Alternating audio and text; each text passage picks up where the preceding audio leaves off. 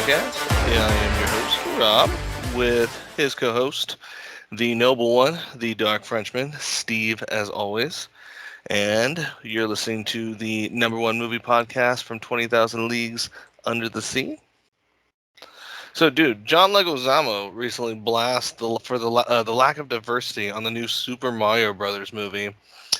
Uh, Charlie Day takes Luigi. So Charlie Day, from one of our favorite shows, It's Always Sunny in Philadelphia, is going to be the would you call him the sidekick or the I don't know second main character? Sidekick. Sidekick to Yeah, they Mario. treat Luigi like trash, man. I don't know why he should be like the second to Mario, but they're just like, nah, he's just like the whiny sidekick. But let me ask you something: was the original movie that diverse? I mean, I mean, besides him, right?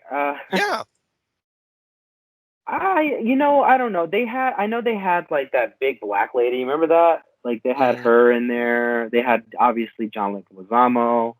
I think they did have some people that just weren't straight up just white people in general. They had other people in there that were from different like ethnicities. But I see what he's getting at, man. Like you see the big main cast, like all of them are just like wider than you can believe, and I understand they're pretty big names, Chris Pratt and like you said, Charlie Day and Seth Green. It's not Seth Green, Seth Rogen. Mhm. But I don't know, bro. Like, what do you think, man? It's kind of like they had the opportunity. They could have gotten anybody to play these people. You think? Think so because like who knows if like I like Charlie Day, right? But is he going to make a good Luigi? Or I like Chris Pratt too, but is he going to make a good Mario? You know what I mean? Yeah. That just sounds like jealousy talk to me, to be honest with you, Steve. Because I, as I said originally, I find the original Super Mario Brothers, initially released in what year was the movie out, Steve? It was 1993. yeah, 1993. There was, yep, 1993. The original Super Mario Brothers made no sense. Had nothing to do with the original game. I remember Luke famously saying on one of our old episodes, it's like they just had this script and they were like, okay, just insert Super Mario Brothers into it. I mean, Yeah, Yoshi was like an actual freaking dinosaur. it So was awesome. I love that. all I can say about this one, and you may hate me for it, but all they can really go with is up, Steve. That's all they can really go is up. I don't know. We'll see. It doesn't look. I mean, Jack Black is in this too. The only person that is in this movie, I guess, that you can kind of say that has a little bit of color is the guy from Key and Peele, Keegan Michael Key. You know what I He's mean? caught up in everything, though. Yeah, he's in everything. I don't know, bro. Like, but on the whole, dude, just a new Mario movie coming out, and this is by Illumination, the same people that brought you the Despicable Me movies and the Minion movies. I think they recently just did like the Grinch that Right, came out. right. And a lot of people are not really mad about like the diversity, but they're kind of upset like they went with Illumination because Illumination doesn't really have that great of a track record. Some people either love it or hate it. Yeah, I see what you're saying. Well, here's something I think everyone can either get behind loving or hating. There's not going to be any in between about this one. I don't even know how to react to it, except I fucking told you also. The guy is insane. He's just that way. Um, what is it? I don't even really have words to describe this whole thing, but we're gonna be talking about it anyway because I I don't even want to give him clout, but basically, and I love this is actually out of IndieWire, uh, from a guy named Zach Sharf. Long-awaited Gladiator sequel is rumored to take place 3 decades after the original Oscar winner. Ridley Scott's Gladiator 2 is being written now. We'll be ready to go after Napoleon movie. So after, you know, Oh man. well, I told you I thought what was it? He's done recently. He's done some decent work, but Ridley Scott is just notorious for just taking things and just, especially historical things, and and just how can I butchering say them. this? Okay, you said it nicer than me. I was gonna say rape. Yeah. I Yeah, mean, the lack of a better term, bro. yeah. So you said it nicer than me, but not to mention his original classics, Alien, and anyway. But we're not getting into that because realistically, he always had a good plan with all these, which is, of course, his bread and butter is to make a really good film, and then you go back and then you write another film that's before that one. That totally Right. shits Yeah. all. I can't even tell you how many Right. times I've said this, my audience, but I know it. I've said this countless times. Ridley Scott is just kind of going to trash his own movie. So anyway, let's get serious though. So Gladiator 2, I don't even really know. I mean, you're gonna. I don't know what this is, Steve, because Ridley Scott has, as we both know, has done some fantastic work. I'm gonna give credit where credit's due here. He did Alien, great movie. He's done, and he also did Gladiator. Gladiator is a brilliant film, not even historically accurate at all, but Not even still close. gets a pass because it's a brilliant overall film.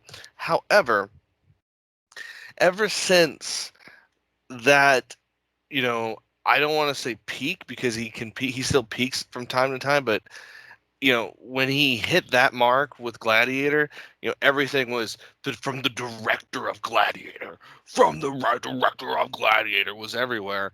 I mean, Yeah. every single movie he did after that was from the director of Gladiator. Yeah. Remember Ridley Scott. Gladiator? Remember when it Yeah, won all those awards and right. won best movie? It's like, yeah, but just like you said, so how long ago was that? It came out what, the year 2000, I believe. Um, why do we need a sequel, Rob? Why is it needed? Like you Both of said, them. you loved Gladiator. I I do love liked it as Gladiator. well. Hmm. But now they're releasing one, and it's Ridley Scott, but that's the take. Ridley Scott having a very checkered, career, as we were just explaining, Yeah, since Gladiator.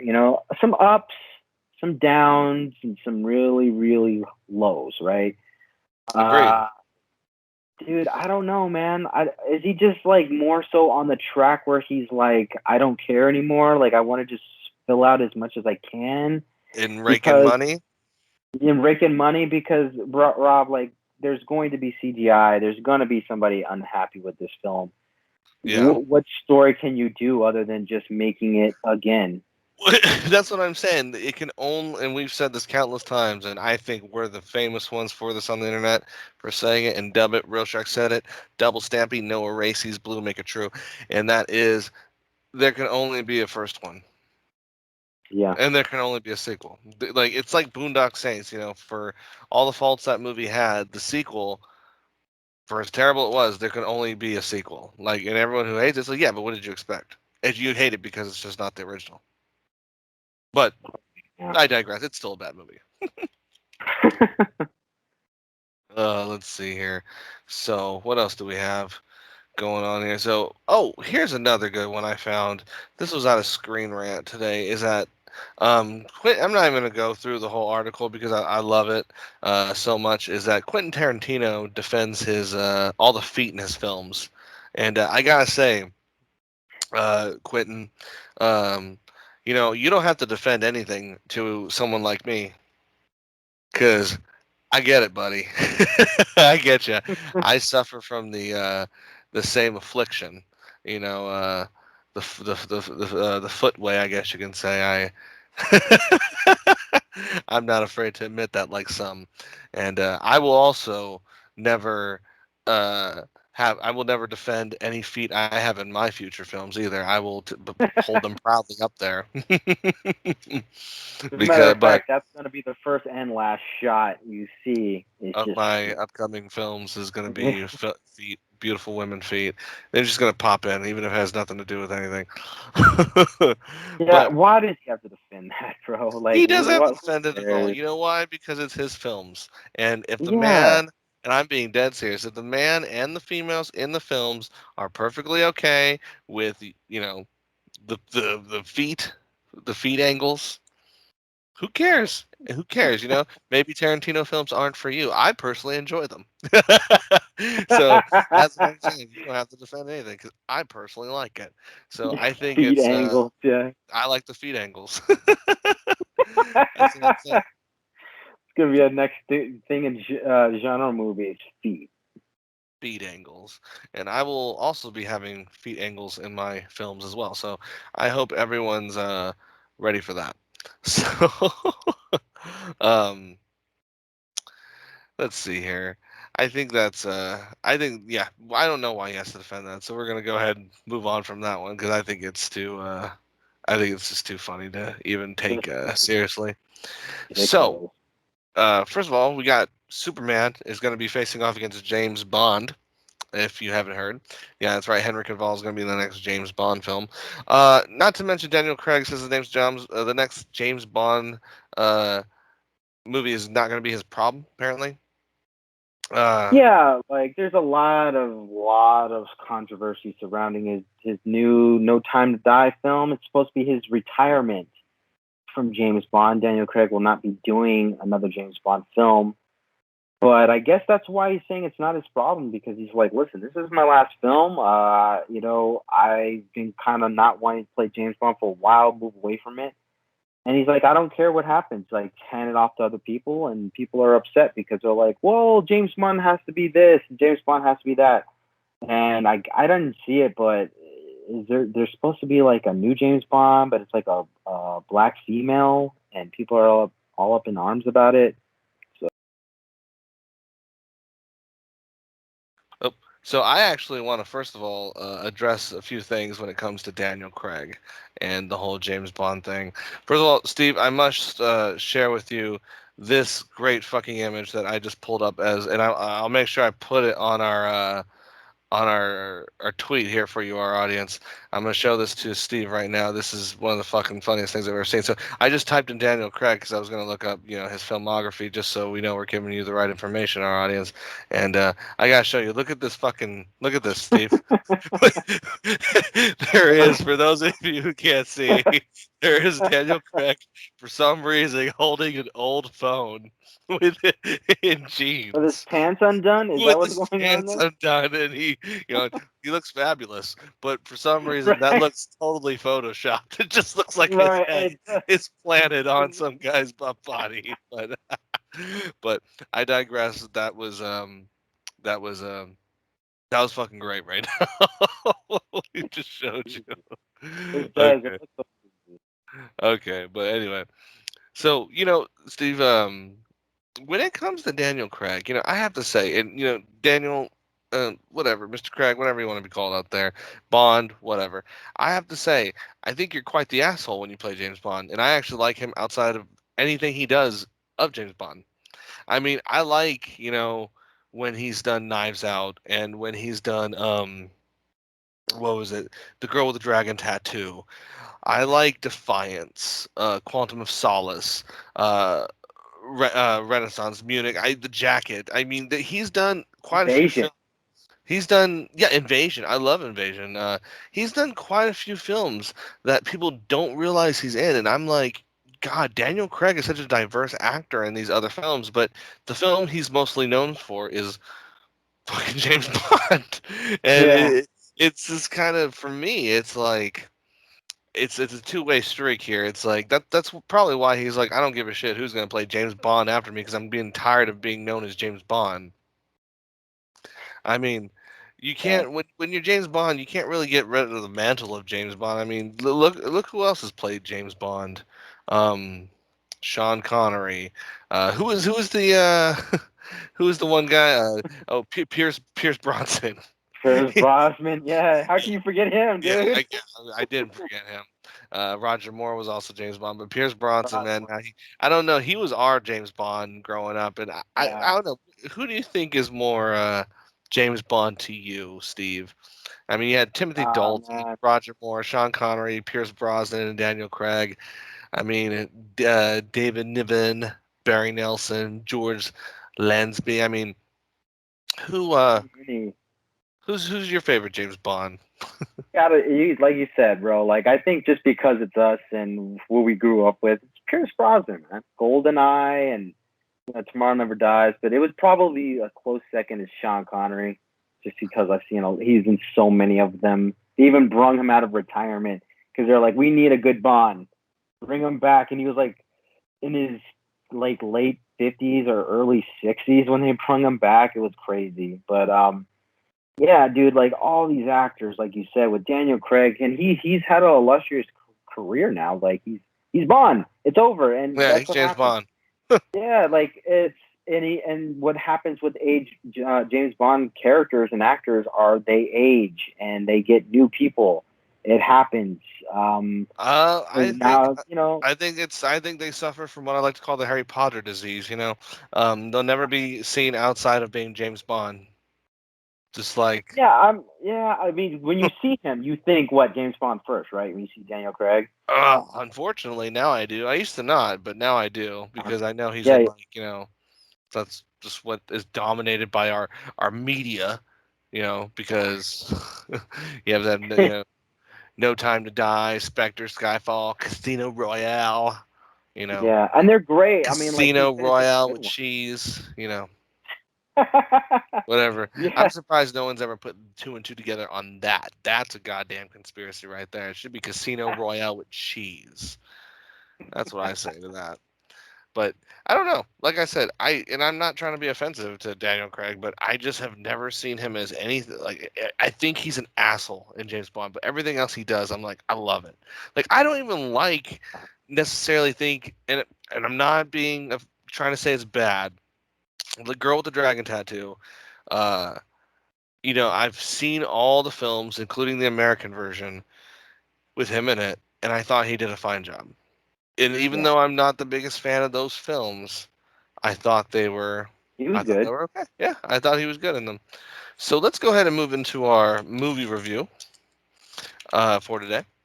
And I have to say, Steve, you might be very, very surprised on this one, Steve, because I absolutely, how can I say this? Fucking loved this film.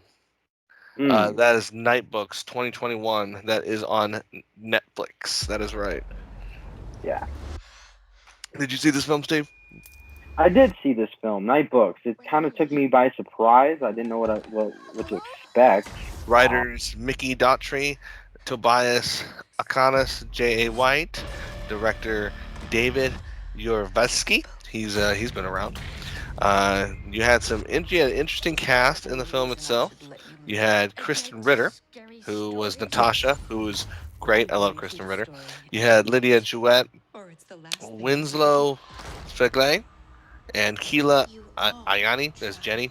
Sorry if I butchered any of your guys' names.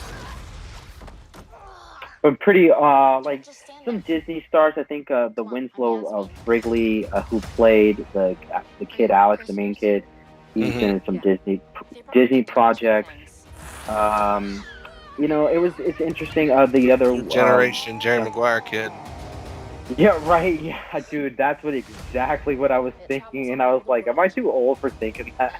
You're not Because that. I'm looking at him and I'm You're just like, look how you they're would dressing just him. be too old right now if you're listening to our show, and you might get that reference, and you're laughing right now, and then your kids are listening with it, and they're like, Yes, Jerry, what? that's Jerry Maguire. Yeah. So you might be too old on that one. But for those of you who don't know, Night Books is basically it follows a boy named Alex who is obsessed with scary stories, and he's basically gets imprisoned by an evil young witch in her. It's like a New York apartment kind of thing with it's like a whole nother world basically, but there's also there's another girl in there, and Lydia Jouet as Yasmin, who basically befriends him, and they kind of find a way to survive while they're trying to basically escape. But now spoilers on my audience now. The rest of the film goes like this. So if you haven't seen it, stop here and go watch it before you continue on with this review with us. So basically Alex, has to read the witch stories every single night for dinner or after dinner. It's kind of like after dinner story time, and the scarier the better. Can't have any happy endings. Um, Right. And overall, though, he basically, as he's doing this, finds a journal from a girl called the Unicorn Girl that he dubs, and basically he finds, kind of follows this breadcrumb trail.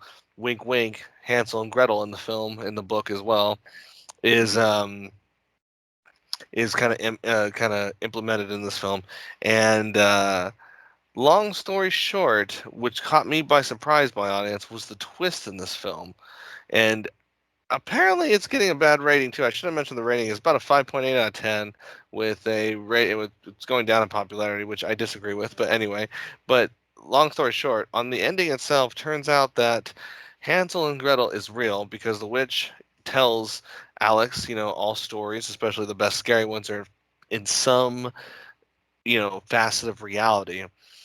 And she was actually one of the little girls that was bewitched by the original witch in Hansel and Gretel, but she ended up getting the the top getting ahead of the witch, and Mhm. basically taking her powers, taking over, and then using her to almost like fermentation for Kind this of, kind in a of way, for a perfume that basically gives her power. gives And her powers. She's doing it throughout the film, by the way. Like she every yes, time before the story, she's like just doing the dousing perfume herself on in this her. perfume. But Yeah. overall, though, I wouldn't give this film a 5.8. I think that's a terrible rating, and I'm actually disappointed a lot of people hate it, because I overall thought this was a very good film. I would honestly give it a 7.5, to be honest with you. I thought it was worth watching. You know what I thought this was when I saw this? I immediately thought, how is this not? Is this like a Goosebumps sort of thing? Because this is what Goosebumps should be. Like I Right. know Goosebumps made a movie recently, and it was like compared to this, I would put this over Goosebumps. Just for kids in this Did you retrospect, think I it was a kind of kids' talked to film? you. I was Yeah, kind so of teetering on whether it was a kids' film or not. for all the audience, if you don't know, I've actually spoke to Rob off camera about this, and I was telling him I didn't know if it was a kids film, and I don't know would it be appropriate for kids, because not just because of the scary nature or anything like that, but there were some points where like she really snaps at the kids like throughout the whole thing, Right. especially Alex the kid. She's just like, the first story he was like, oh, the Yeah. kids are blah blah blah, and she's like, no story endings. She's like No interrupting good him. endings. No Um, good ending. Vampires don't grow their teeth like that. It's right. over two Right. days. They don't do it over a day. Yeah. The kid's just, oh, okay. Well, he's making it up on the fly, and I'm like, wow, damn. Like this is getting a little intense. It gets more intense with each story, to where the kid Right. almost like a mental breakdown. Like he's like in Right. study. He's like, I can't make these stories. It's too hard. I was like, dang, dude. Right. They're where did this come from? This is getting real for a kids film. And then you had, the some of the other characters, such as Yasmin, and then the cat that was telling, the cat that was basically watching over them to tell on them, that basically became their ally towards the end. But Me's cat. yeah, I really did enjoy this film, and I thought it caught me by surprise, especially the twist of the ending that the witch actually comes out, which I thought was great. And there's Yeah. which, okay, come on, no one, if you have to see this film, you'll at least laugh at the whole witch fight when he yelled Yeah. that and he ran, dude. I died. I thought that was great. He's like, witch fight. you know, like Rob, I agree with you. I feel like this film, why is it so low? There was so much build up from, like you said, the perfume. You didn't know why. There There was was a no good lead up. twist. There was a They twist. didn't explain it, so you're like, what was that about, right? You know what I mean? Hmm. And it was very subtle. Um, the visuals, like they go into that weird like green room, and then they find Hmm. the bug, and it's all like neon colored with the kids, The and I was shredder. like, yeah, you know what was interesting? I was like, dang, this is like Spy Kids weird. You know what I mean? All this Hmm. colors going on. And yeah, the story was good. It was like progressing. It was good. It was, you get like short stories, kind of like a kid's version of Twilight Zone. It was good. But Yeah. again, I don't know if it was a kid's film or not. I still don't know. I agree. I thought it was definitely I thought it was strange in some ways because like when I was watching it, I was like, this is very, very teeter tottering on being a kids film or being you know, definitely It's not wrong. hmm? It was kind of raw at points. I was like, whoa. Yeah, it definitely got intense at some points in the film. But overall, Steve, what did you give the movie? I'd give it a 7. This is definitely something to watch with your kids. If you like, watch it with your kids. Like, I would say, go ahead. I don't know if this is a kids film or not. It's got kids in it. There's no like blood or gore or anything that's like going to frighten them. It's just the concept and the overall like Kristen Ritter as this young witch. She doesn't look like a menacing witch at first, right? You know what I mean? She's yelling at the kids, but she's more so like obnoxious. Yeah, she's fantastic. It looks fantastic. It's just the mood. It was very eerie because like you said, Rob, like it kind of. I didn't even know it was in New York until you said that. I was like, where are they? Because it felt like it was like otherworldly. Like it was somewhere. So yeah, I would give it a 7, solid 7. So let's go ahead.